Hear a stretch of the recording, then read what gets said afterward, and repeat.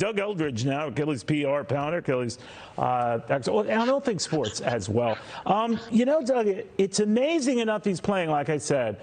It's doubly so he's playing this well. What do you make of it? We're still early into it, another few days to go. Right. Well, if there's anybody that you're not going to bet against, it's two people. It's Tom Brady and Tiger Woods. And obviously, Tiger has certainly shown that today. He's roughly 500 days removed from a car accident that could have taken his life or at a minimum taken his leg. And here he shoots 1 under on day one. So this is the first of 4 long days at the Masters. But I think the best is yet to come. Now, tomorrow, of course, you'd have to do well. Of course, that's the time where they can cut you if you're below a certain level. I mean, how do you think he goes forward from here? Well, it's going to be tricky. I mean, on course, the Masters, I think, is roughly 5.5 miles for each 18 holes. So, wow. Through the first 2 days, he should be good. If today's any indicator. Where it's going to really be challenging is day 3 physically, and then day 4 mentally. But this is a course that Tiger's won 5 times. He's tied for second in that regard. He's won 15 majors. He's got 82 PGA Tour wins. He's first there. I mean, this guy is the best of the best on the course. But, Neil, when you step back to 50,000 feet and look at Tiger, no athlete has had the impact on their sport like Tiger has with golf, right? He's the demographics, psychographics, and economics of golf. He's completely revamped, okay? This is a guy that's won $110 million of on-course winnings, far and away the most, right? But in so doing, high tide raises all ships. He's absolutely raised the bar and the standard for winnings and sponsorship opportunities for every golfer. It's well documented, the Tiger effect, right? He won his first Masters 25 years ago. It was 97. He was 21 years old.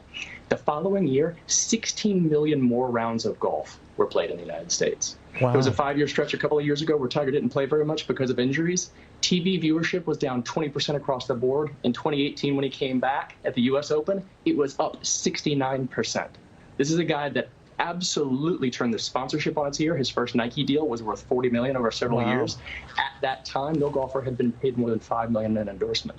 So this is a guy that has absolutely revolutionized the business of the sport.